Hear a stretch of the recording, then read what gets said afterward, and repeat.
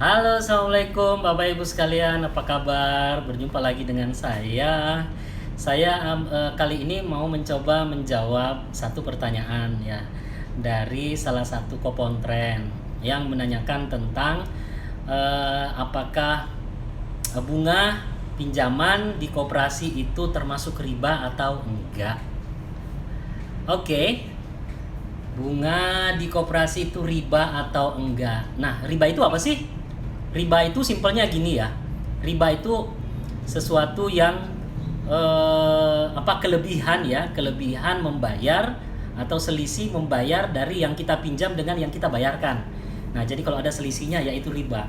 Kemudian ada yang bilang kan kita sudah sepakati misalnya di rapat anggota kita ada jasa atau kita bahkan bisa ubah namanya menjadi itu biaya administrasi atau apalah namanya kayak gitu. Ya saya simpel aja juga bilang bahwa berarti ya Anda bersekutu juga untuk melakukan riba, aktivitas ribawi gitu kan. Nah, berita baiknya Bapak Ibu sekalian bahwa bunga di koperasi ini bisa bukan riba. Tapi hanya di koperasi aja. Di non koperasi saya kok masih yakin aja bahwa itu termasuk daripada praktek ribawi ya. Nah, tapi kalau di koperasi selama metodenya tepat maka itu tidak termasuk riba. Nah, bagaimana itu?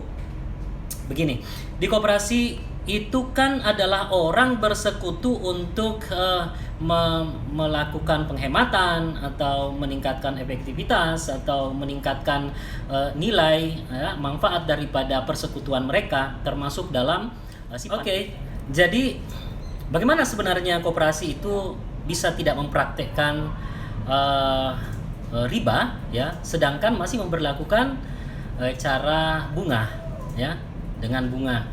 Oke, riba itu kan sebenarnya didapatkan dari dari adanya margin atau keuntungan yang diambil dari mendistribusikan uang.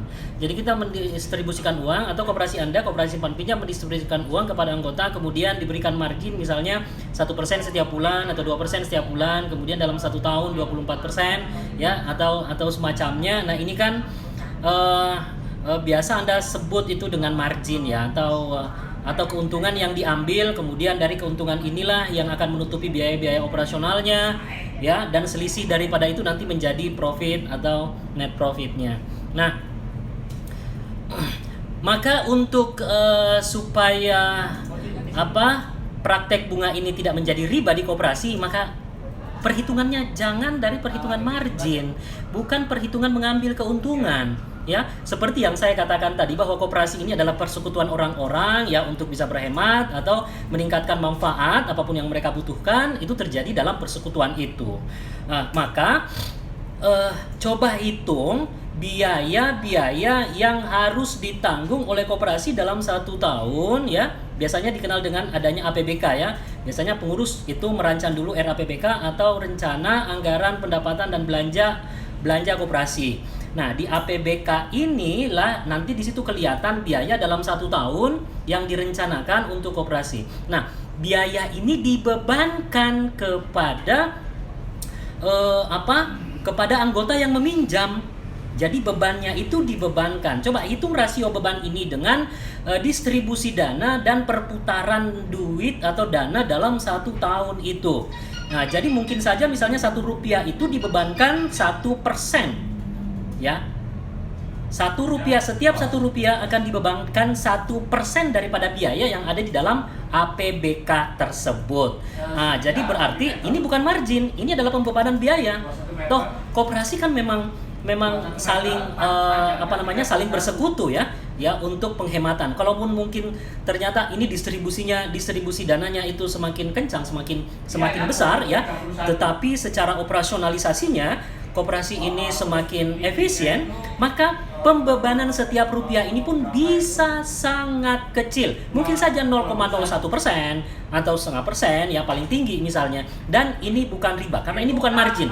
Ini pembebanan terhadap biaya yang dibutuhkan dalam mengoperasionalisasikan koperasi simpan pinjam ini atau unit simpan pinjam Anda. Kalau ini unit, maka beban daripada atau biaya-biaya daripada unit tersebut. Kalau koperasi berarti ini adalah biaya atau beban daripada koperasi secara keseluruhan. Nah, kalau ini Anda lakukan ya, berarti ini bukan praktik ribawi karena bukan keuntungan di sana. Oke? Kemudian ternyata jika ya itu sudah Anda lakukan dan ternyata pengurus dalam mengelola ini itu bisa lebih efisien, ya ternyata pembebanannya 1%, ternyata lebih efisien, ada sisanya gitu ya, ada sisanya dari biaya-biaya itu, ada sisanya. Nah itu bukan keuntungan, itu namanya surplus ya, karena keuntungan itu dari margin. Margin itu akibat daripada markup dari harga dasar kepada harga jual, ya kan, itu bedanya markup, margin ya.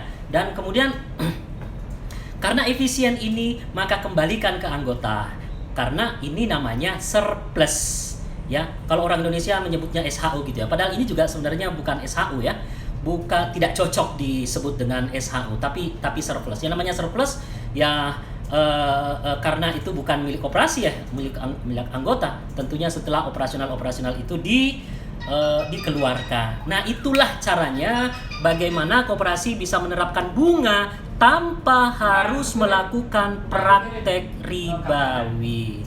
Oke, bisa paham ya? Kalau nggak paham, putar lagi ulang videonya. Kalau belum paham lagi, tanya aja. Oke, Bapak Ibu sekalian, sampai ketemu lagi. Nanti saya lihat-lihat lagi pertanyaan-pertanyaan. Kalau ada yang menarik nih pertanyaannya, saya akan jawab melalui video. Terima kasih, sampai ketemu.